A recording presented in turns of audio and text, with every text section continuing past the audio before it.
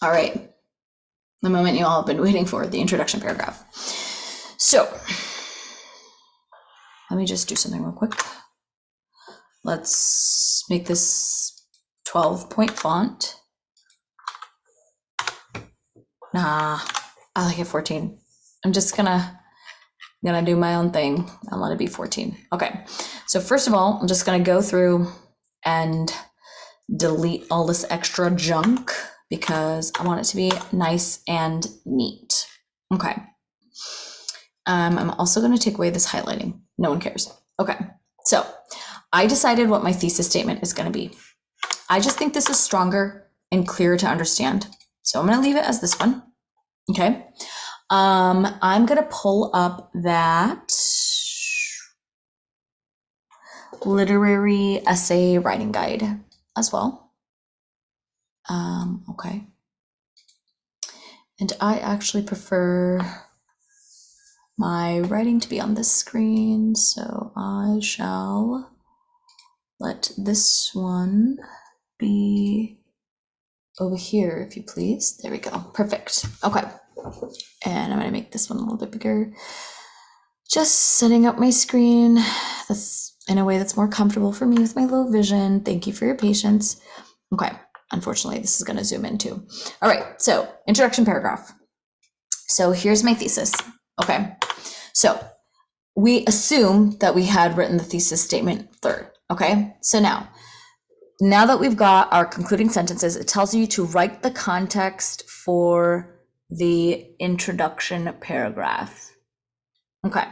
So let's go down to the context. Here it is. Remind your audience about the text that you're writing about. Assume they read that a long time ago. In this sentence, include the full title of the text you're writing about, the full name of the author, the full name of the main character involved in your essay, and a statement of summary for the text, some type of tie to the opening statement. Okay, so that's a crap ton of things we have to do in one sentence, but let's see what that is going to do first. And so the context for this essay is going to go right before this thesis statement. Okay, so first thing we can do so far is in Sophocles' play Antigone. Okay, so we can say in Jumba Lahiri, that's my girl, she's my freaking hero, novel, The Namesake.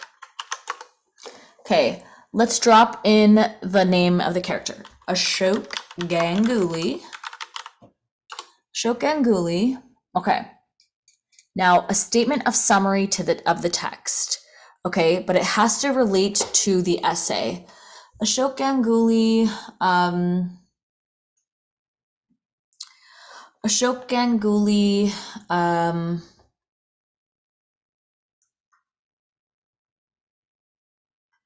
Moves from India to America to begin a new and better life. That's pretty much what he does, right? Okay, perfectly fine. Okay, great. So we did that. Now I'm gonna go to number 8. Write the introduction paragraph, opening statement, or hook. So now I'm gonna go to the opening statement. So just so you know, introduction paragraph, opening statement, hook.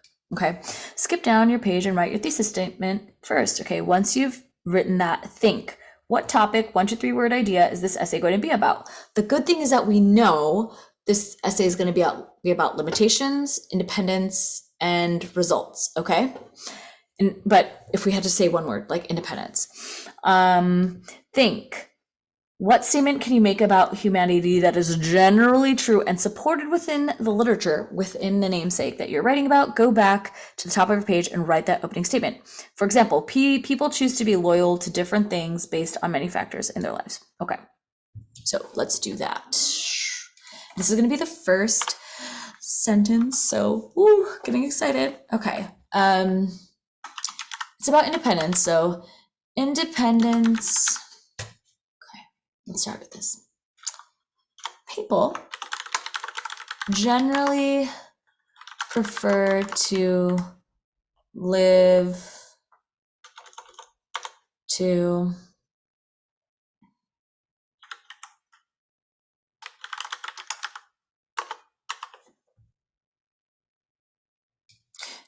establish independent lives for themselves. Sure. And we are literally talking about why Ashoke wants to establish an independent life for himself, how he decides he will seek that independence, and then as a result, what happens. So, okay. All right, so we did that. So let's read the introduction paragraph. Look.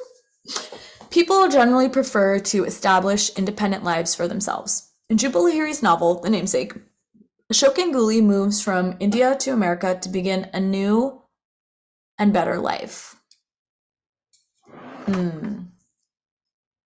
Okay, that's fine. Better. Okay. Let's see.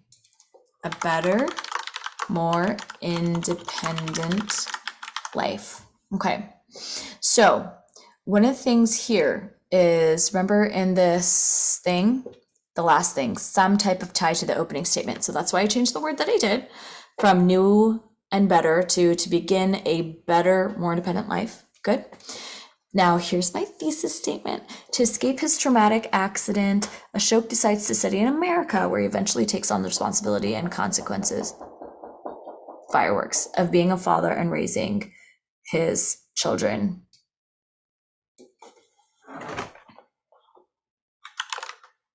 Adopts the responsibilities and consequences of being a father and raising his children. I just feel like I want to do plural for both. Parallel structure there. Okay, perfect. So now it says, write the conclusion paragraph. So let's go to the conclusion paragraph. It's right here. Conclusion paragraph. Wrap up your text. All right. Don't simply summarize your essay. You have one last, let's get this a little bit bigger. There we go. You have one last chance to show your reader why your argument is important. So don't waste it. Look back at your very first sentence in the essay. How are you going to connect everything you've already written about to that?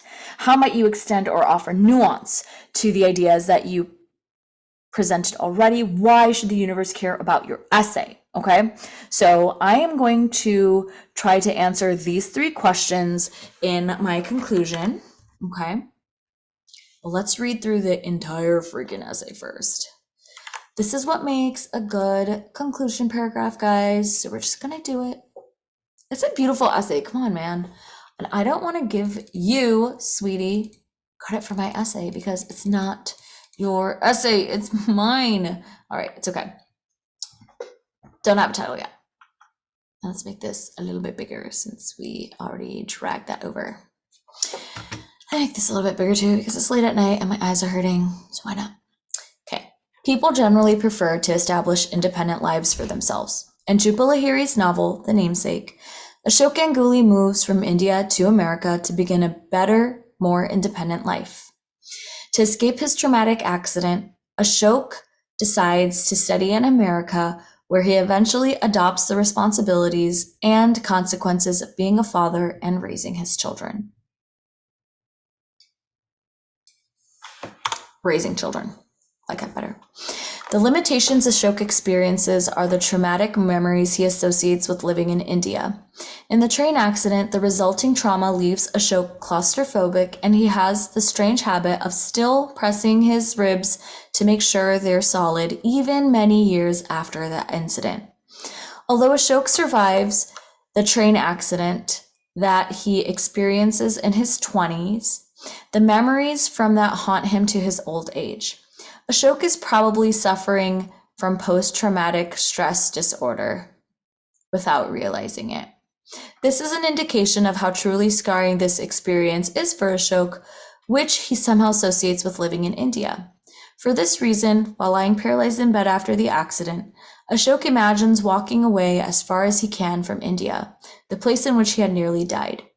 Ashoke feels so trapped after the accident and his resulting paralysis due to his injuries that he is desperate to start a new life.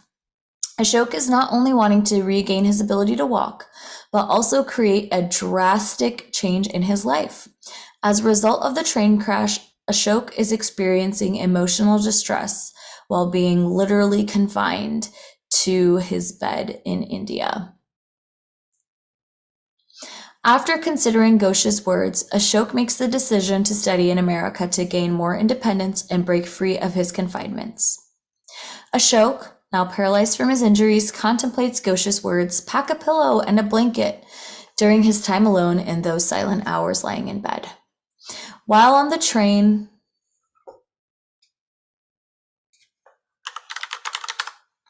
Ghosh recommends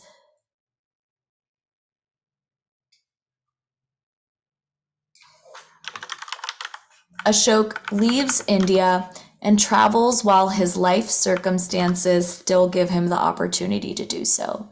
However, now that he is unable to walk, Ashoke is afraid he can never follow Ghosh's advice, which now rings deafeningly in his ears.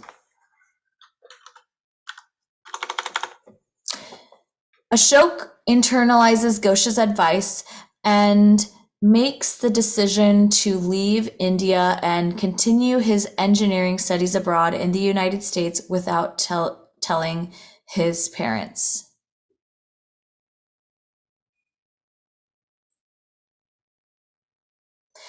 Ashoke, wait, hang on, I want to do this.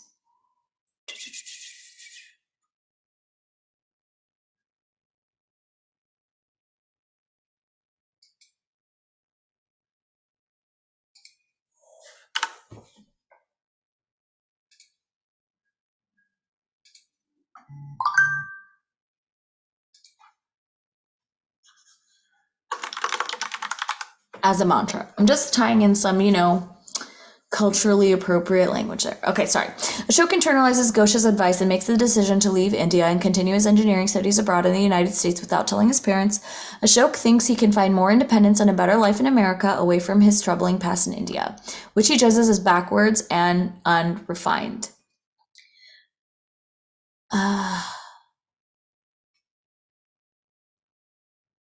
Okay, I'm gonna do this. And blames for his accident. Okay, albeit knowing that his parents will disapprove of it, Ashoke goes against cultural norms and secretly makes this decision. Ashoke initially thinks of leaving India at Ghosh's insistence and eventually acts on it when he moves to America for graduate school to gain independence. Ashoke experiences the responsibility of having a child as well as the consequences of raising that child in America. Ashoke realizes how important the responsibility of fatherhood is because he thinks that Gogol changes everything and is the second miracle he has experienced in his life.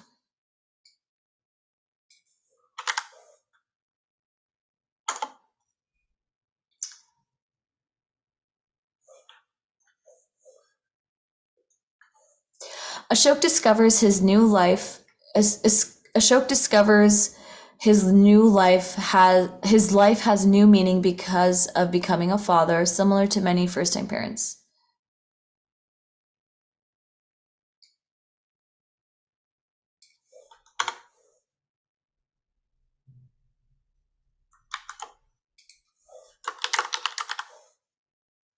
Because of becoming a father. After becoming a father, similar to many first-time parents. Okay, Ashoke discovers a new meaning of life after becoming a father, similar to many first-time parents. Gogol's birth is so earth-shattering to him that he calls it a miracle akin to a supernatural gift.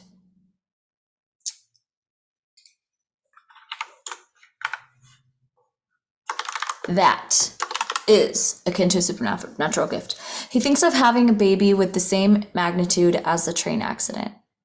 As Gogol grows, that's like weird, so I'm just gonna put a little transition there. Moreover, he thinks. Okay. As Gogol grows, Ashoke has to grapple with cultural differences as a consequence of being an immigrant raising Bengali American children. For example, when Gogol wants to change his own name, Ashoke quietly resigns himself to accepting Gogol's wish over his own preferences, noting that in America, anything is possible. Ashoke is pressured to accept the notion that children's opinions matter and the obedience to parents, and their obedience to parents. Got it. Their obedience to parents is less important because they are cultural norms, because of the cultural norms of American parenting. They was making me feel like I was talking to children. Because of the cultural norms of American parenting, he acknowledges that the power of America is that individuals shape their futures more independently as compared to what typically happens in India. This resulting struggle is quite heartbreaking for both father and son. Becoming a father is a responsibility that completely changes Ashoke's life, but it comes with consequences he had not foreseen when he first decides to move to America. Okay, I like it.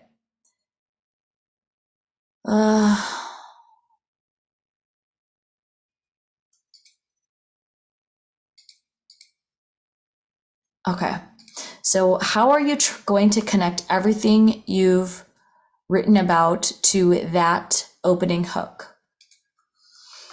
Okay, so Ashoke is desperate for gaining more independence in his life to escape to shed the limitations of being of the train crash of his life of living in India. Let's put that. Ashoke is desperate to gain more independence in his life to shed the limitations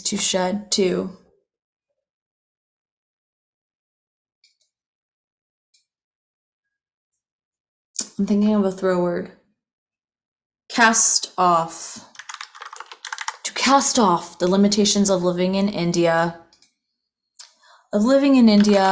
but this independence comes with a mixed bag of responsibilities and consequences. And now I'm going to make it a little bit more broad.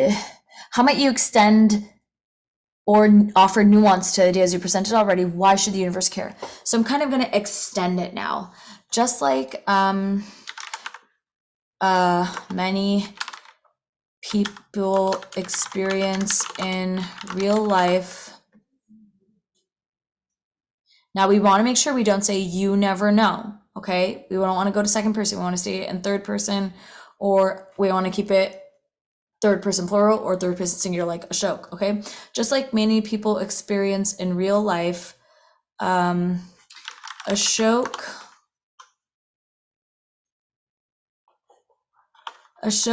decision to move to America came with a myriad of results, both good,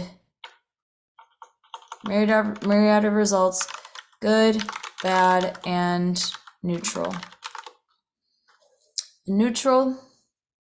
Now, I just want to offer a little bit more nuance, and I want to say my opinion. I want to say, do I think that Ashoke's life was better because he moved to America? Honestly,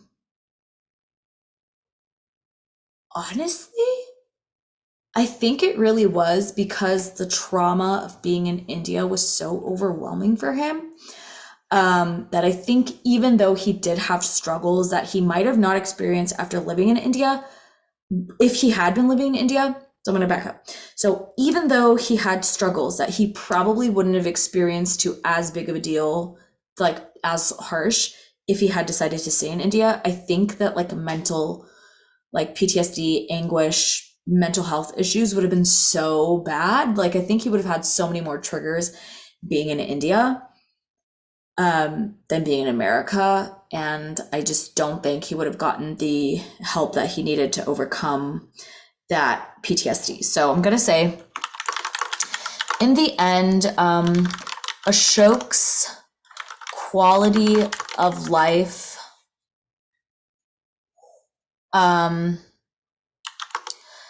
is, let's see, the quality of life Ashoke experiences in America is probably better than what he would have experienced living in India, despite the handful of challenges he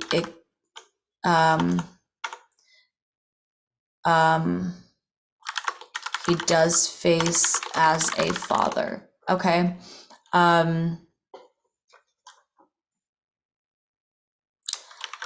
Ashoke's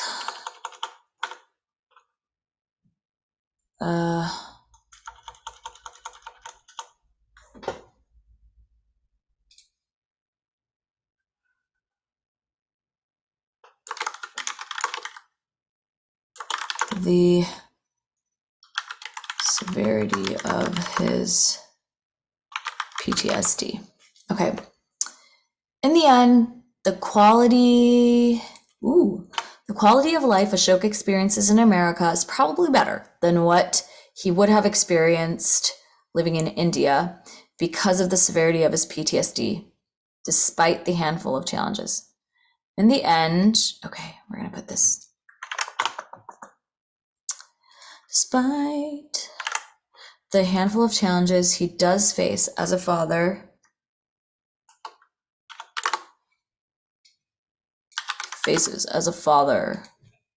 quality of life Ashoka experienced in America is probably better than what he would have experienced living in India because of the severity of his PTSD.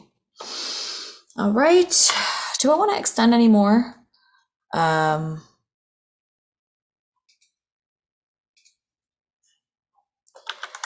After all is said and done, Ashoke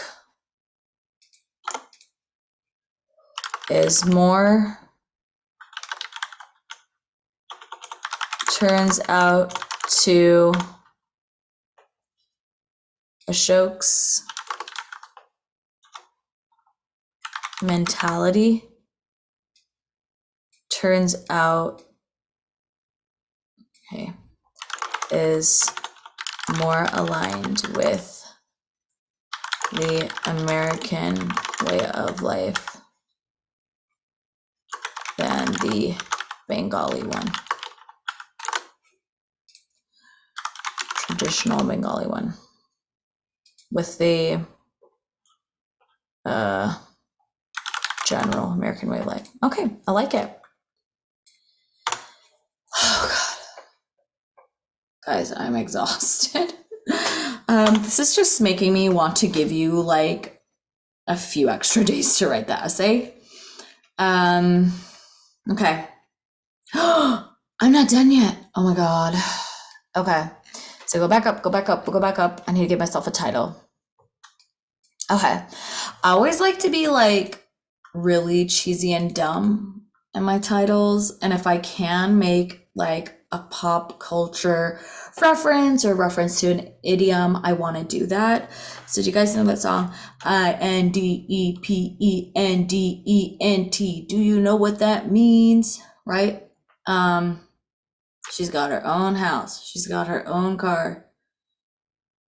I don't know, whatever, right? She's a bad broad. Good God. Why am I even quoting this song to you? So I think I'm going to make that my title, my essay, right? INDEPENDENT. Do you know what that means? Does Ashoke even know what that means? INDEPENDENT. Do you know what that means? Let's see. By Webby. That's this guy's name. All right. I like feel like it should be like I period E N period D period E. Okay. Okay. That's like really how I want to do it because I want to like you to spell it. So I'm just gonna go for it. But how do you do that? INDEPENDENT.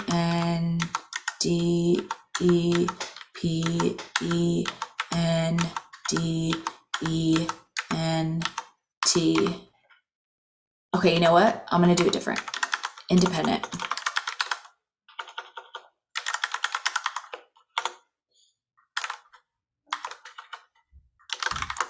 What does it mean? Or do I like INDEPENDENT?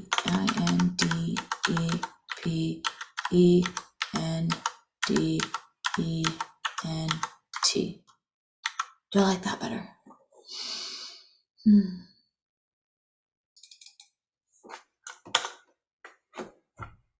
Just gonna do that. And that's my creativity running amok here.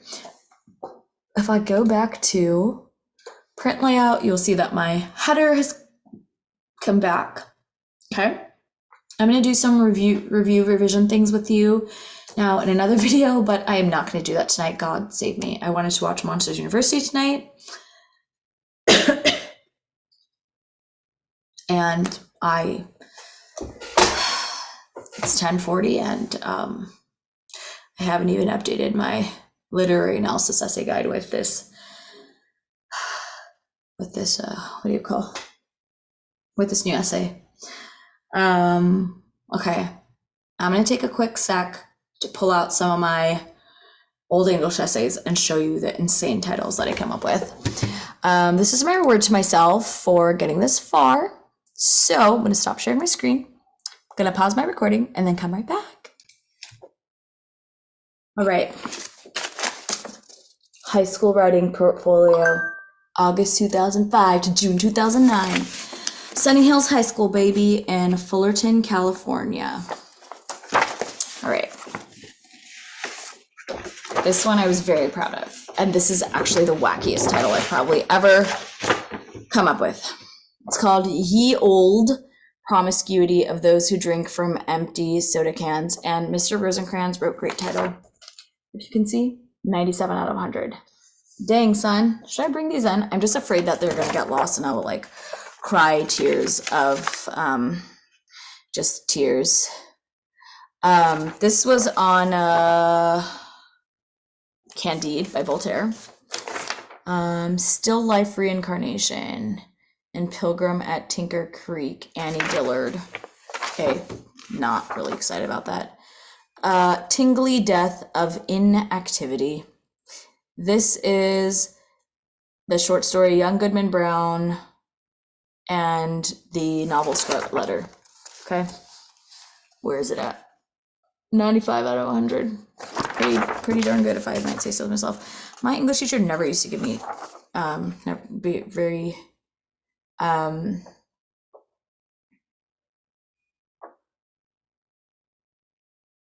very good grades. This one I did not get a good grade on, okay? But this is the title. Being not to be, but not quite not to be, and perhaps to be and or not to be all at once, or to neither be or not. Losing the name of action to gain a result of the realization of the tripartite life. I don't even know what the heck that's supposed to mean. And what my poor English teacher wrote sounds like the Mad Hatter's dissertation title. I got an 80% on that, but this was a research paper. And let me tell you, I suck at research papers. Okay. Oh, and I'm just going through. This was a chapter, The Stranger. Mr. Rosencrantz, you were a very good teacher. 126 out of 150, not that good. He said this title was goofy. Breaking news, a boy plays in the trees when suddenly a harsh frost beheads him. This was on Birches by Robert Frost. Okay, so you can tell how much fun I have with my titles. Let's see. Oh my god, this is the rough draft of one of my college application essays. Let's see, what else do I have here? Anything else I want to show you guys? Maybe one more.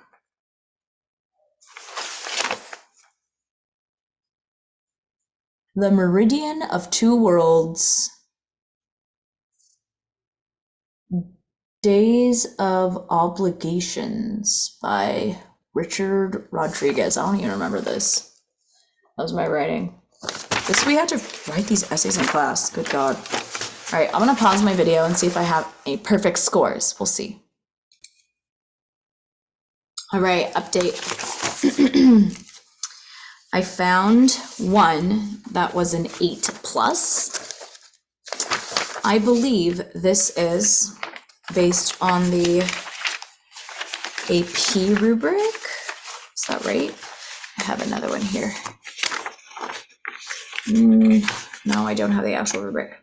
But this essay is called Untrue, Life Sucks When One Is Made of Gold.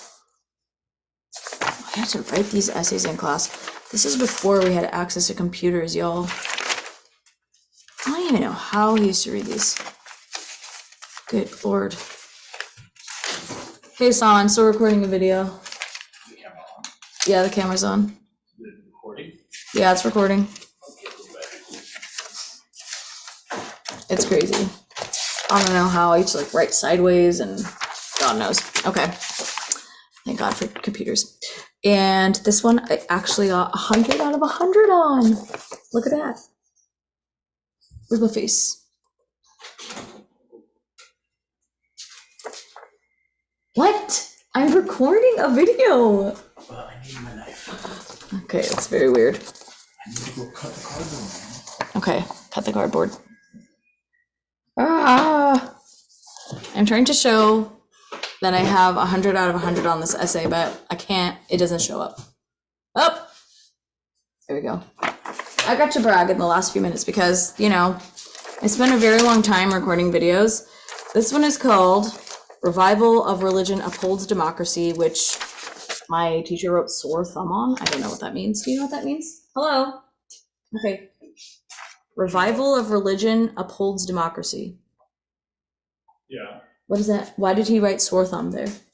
Sore thumb? Yeah. Sore thumb? Yes. Like a thumb that's hurting. Okay, I don't know. I Goodbye. have no idea. I've never heard that before. Oh, okay. Never mind. This was for my English 2 class, and this is from the Declaration of Independence. This is about the Declaration of Independence. I don't even know what this essay is about.